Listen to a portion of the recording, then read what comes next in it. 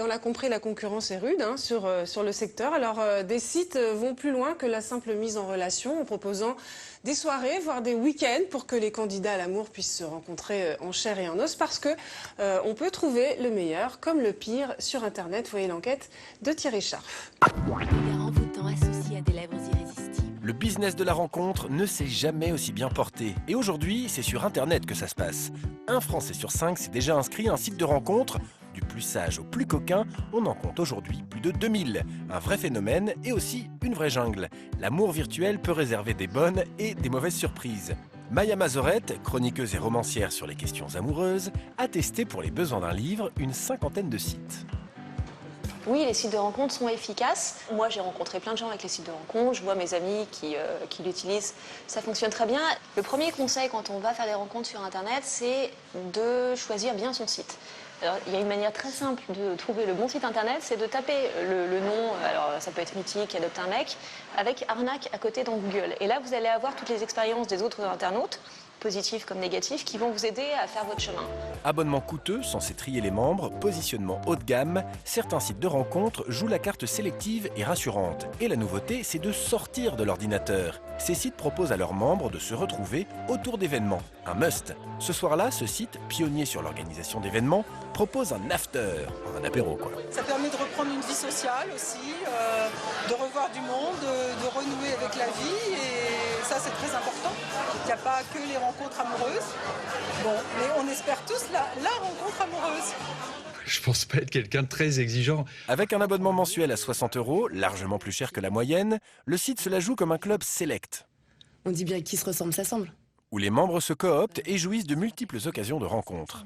Il y a un vrai plus en termes de service événementiel. On a une responsable événementielle qui organise des événements toutes les semaines et qui passe des partenariats pour réaliser des avant-premières, des after-work, des cocktails dînatoires, des vernissages. Et on a énormément de membres qui sont très demandeurs de passer du virtuel au réel de manière très naturelle et les événements pour ça correspondent parfaitement. On se fait beaucoup d'amis, oui, beaucoup d'amis et je pense. Je pense qu'on se fait plus d'amis que de partenaires. C'est pas forcément la rencontre d'un partenaire comme d'autres sites justement qui sont uniquement ciblés, où ça reste virtuel et après il y a une rencontre juste en tête-à-tête. Alors que là, le fait d'être dans des événements, c'est un échange. J'ai été inscrit sur les Mythiques, plein d'autres sites, Adopte un mec et j'en passe.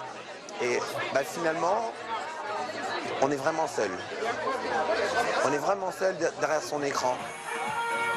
Avec presque 1 million de candidatures et plus de 300 000 membres, ce site est la réussite phénoménale d'une petite start-up franco-française menée par un jeune trentenaire. Aujourd'hui, la société a atteint l'équilibre, était rentable et connaît une croissance très forte puisque le chiffre d'affaires a été multiplié par 6 depuis 2 ans. D'autres sites jouent la carte carrément coquine. On ne s'y inscrit pas pour trouver l'âme sœur, mais pour trouver un partenaire sexuel.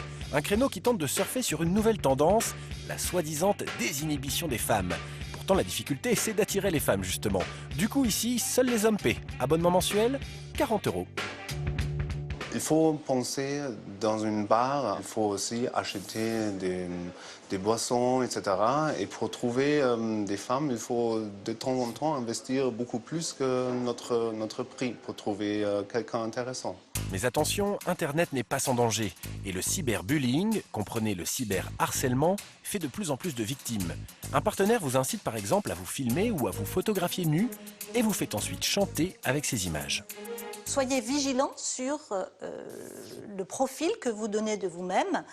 Ne mettez pas, par exemple, la même photo comme profil pour les différents sites de rencontres ou les différents réseaux sociaux auxquels vous appartenez, parce que le recoupement, sinon, pourrait se faire sur la base de cette même photo. Soyez vigilants pour ne pas vous livrer corps et âme sur Internet.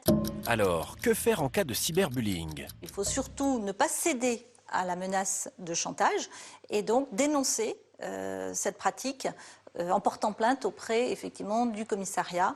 Il existe aussi un site internet où il est possible directement de déposer plainte. Si les sites de rencontres sont un pur business, Internet peut quand même être un formidable moyen de rencontre, à condition toutefois de prendre ses précautions. Un phénomène qui est en tout cas en pleine explosion. C'est pas très romantique, on a toujours envie de dire qu'on s'est rencontrés sur une plage au soleil couchant. On n'a pas envie de dire ce soir-là j'étais tout seul et je me suis inscrit sur Mythique. Et pourtant, Même s'il y a beaucoup de gens qui cachent, qui se sont rencontrés sur Internet, oui, bien sûr, ça devient vraiment un des vecteurs majeurs de rencontres. Et ça fait des belles histoires qui durent, avec des vraiment mariages, enfants. La romance moderne, finalement, peut commencer par le pixel. Impossible de connaître le nombre précis de couples qui se sont formés sur Internet, mais 4 à 6 millions de célibataires se seraient déjà connectés sur un site. Ça en fait des cyberbisous.